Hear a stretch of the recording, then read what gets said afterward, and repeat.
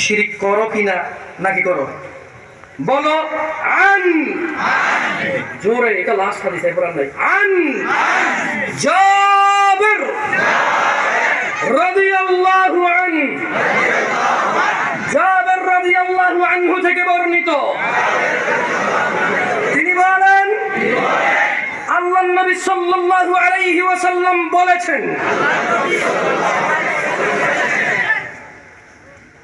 ইন্না বাইনার রাজুলি, জোরে জোরে, ইন্না বাইনার রাজুলি, ইন্না বাইনার রাজুলি, নিশ্চয় একজন ব্যক্তি, ইন্না বাইনার রাজুলি, তোমরা ভলান্টিয়ার হয়েছে, তোমরা পড়বে না নাকি? উদ্ধার করে ফেলছো। ইন্না বাইনার রাজুলি, নিশ্চয় একজন ব্যক্তি, ওয়া বাইনাশ শিরকি ওয়াল কুফরি,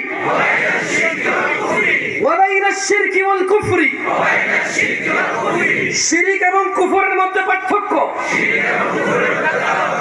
তারকুস সালাহ, তারকুস সালাহ, নামাজ ত্যাগ করা। নিশ্চয় একজন ব্যক্তি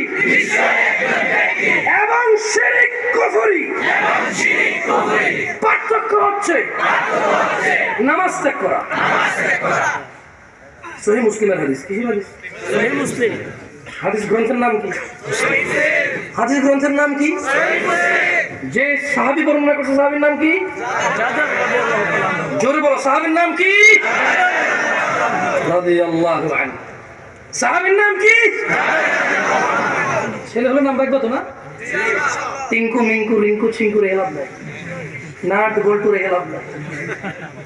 দেখছো সাহাবীর নাম? আগের জন্য নাম ছিল সাঈদ ইবনে মুসাইয়্যিব। কত সুন্দর নাম না?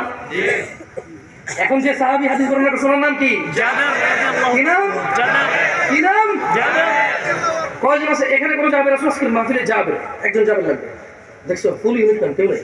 তোমরা তো ইউনিক খোঁজার জন্য লতা পাতা রেখে নাম বাঁচাবে। টিয়া, মেয়ের নাম টিয়া, কি রে? হ্যাঁ, ছেলের নাম কি? আলো। আরে নাই, তারপরে আপেল মাহমুদ, রাইট।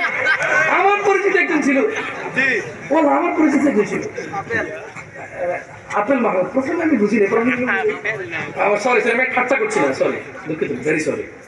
আমি আন্তরিকভাবে ক্ষমা চাচ্ছি, আমি আপনাদের নামে ঠাট্টা করছি, আমার হাসি পাচ্ছে। আচ্ছা, তো এই পৃথিবীর সবচেয়ে বড় অপরাধ কি? শিরক আর কুফরের মধ্যে পার্থক্য কি? নামাজ ত্যাগ করা। পরিপূর্ণ বলো, তারকুস সালাহ, তারকুস সালাহ, নামাজ ত্যাগ করা। তাহলে যে ব্যক্তি নামাজ ত্যাগ করে পরিপূর্ণভাবে, সে কাফের মুশরিক। এইবার বলো, তোমাদের মধ্যে যারা আছো, বাংলাদেশ কত ভাগ মুসলমানের দেশ? বলবা জানি না, আসলে জানি না। তবে মসজিদের ইমাম বলতে পারবে ওর গ্রাম কত ভাগ মুসলমান আছে, তো বলতে পারবে। কারণ ও তো ফজর থেকে ঈশা পর্যন্ত মসজিদে নামাজ পড়ে না, ও দেখে কে কে আসে। যাক, আমি এখানে তোমাদের সবাইকে ইসলাম থেকে বাইর করতে আসি। আবার বলি ভাই আমার, আমি ইউটিউবারদেরকে বলি উল্টাপাল্টা টাইটেল দিয়ে ভিডিও আপলোড করবো না। আমি খুব শীঘ্রই আইনি ব্যবস্থা নেব, কারণ যদি আমি কথা বলি তুমি আমার থেকে অনুমোদন নাও না যে আমার ভিডিও করবো। আমি তোমাকে বলি ফেসবুক, আমি তো ওখানে কিছু করতে পারবো না। তবে আমার মনে হচ্ছে সাইবারে যায় যোগাযোগ করলে হেল্প পাওয়া যাবে, যে আমি যে বক্তব্য দিয়েছি ও আমার থেকে অনুমতি নেয়নি, না নিয়ে আমার ভিডিও রেকর্ড করেছে। ভিডিও রেকর্ড করে সে বাণিজ্যিকভাবে আপলোড দিয়ে, এটা দিয়ে মনিটাইজেশন করে টাকা উপার্জন করে। সে আমার ভিডিও আমার থেকে অনুমতি না নিয়ে বাণিজ্যিকভাবে এটাকে ব্যবহার করছে, যা খুশি তা টাইটেল দিচ্ছে, আমার সাথে তার কোনো চুক্তি হয় নাই। তো ফেসবুকে না তোমার আমি কিছু করতে পারবো না, বাট তুমি বাংলাদেশে থাকলে তো তোমার সমস্যা হতে পারে। সব খবরদার, ও আজ রেকর্ড করতেছো, ছাড়ো, যা খুশি করো, ও যা আসে না। আর ওই হারাম উপার্জন করতেছো, ওখানেও কিছু বলতেছি না, শুধু আজে বাজে টাইটেল দিয়ে অর্ধেক অপরিপূর্ণ ওয়াজ দিবা না। তোমার কি লাভ আমার দুনিয়ার মানুষের গালি গেলা শুনে? ওই দিন আমি বাংলাদেশে আসছি, আমি কখনো স্কুল কলেজ মাদ্রাসা যাইনি, আমার যাওয়ার দরকার হয়নি। তা আমি আমার সম্বন্ধে একজন, উনি বললো যে ঢাকা একটা কলেজে বা বিশ্ববিদ্যালয়ের দিকে আমাকে নিয়ে গেছে। তো আমি ঢুকতেই দেখলাম যে ছেলে মেয়ে একসাথে বসে আছে, অনেকেই বসে আছে, বসে বসে কথা বলছে। পরে আমি নামছি কেন থেকে নাই, আমি খুবই দুস্থ বোধ করতেছিলাম, কারণ আমাকে তো মানুষজন চেনে না, কি যে ভালো লাগতেছে না, চলে যায় চলে যায়। কে ইউটিউবে টাইটেল দিয়েছে কি জানেন? জামশেদ মজুমদার কখনো স্কুল কলেজ মাদ্রাসা চোখে দেখে মানে কি? এখন দেখ সে কিন্তু বলবো যে আমি বলছি, মিথ্যা হবে না। তুমি আমি কি তোমার সব খুলে বলবো? তুমি আর টাইটেল পাও না? হ্যাঁ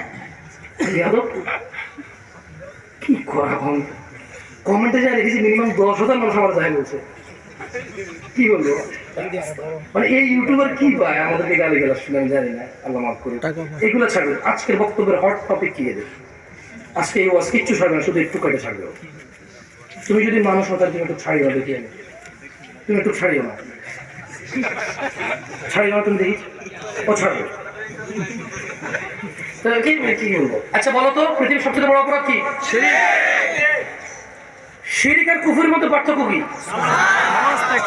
মুসলমান আর মুনাফিকের মধ্যে পার্থক্য কি?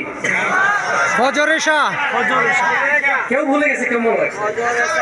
মুনাফিক আর মুসলমানের মধ্যে পার্থক্য কি? আর শিরক আর কুফরের মধ্যে পার্থক্য কি?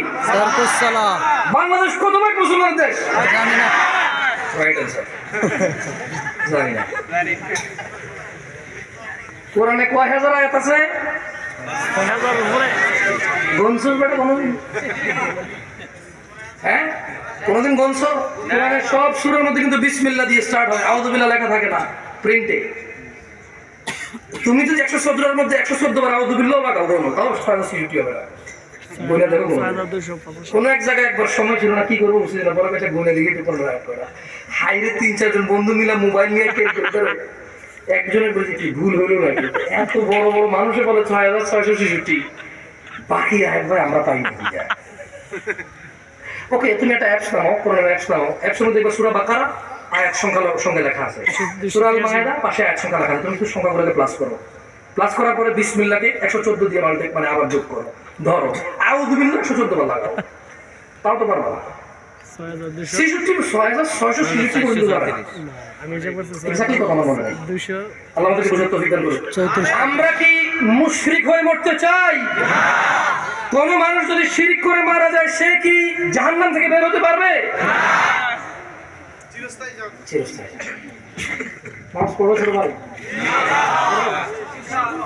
কতটুকু নামাজ না পড়লে মানুষ মুনাফিক মুশরিক কাফেরে পরিণত হয় বলতে পারো? কত আয়াত, কত রাকাত?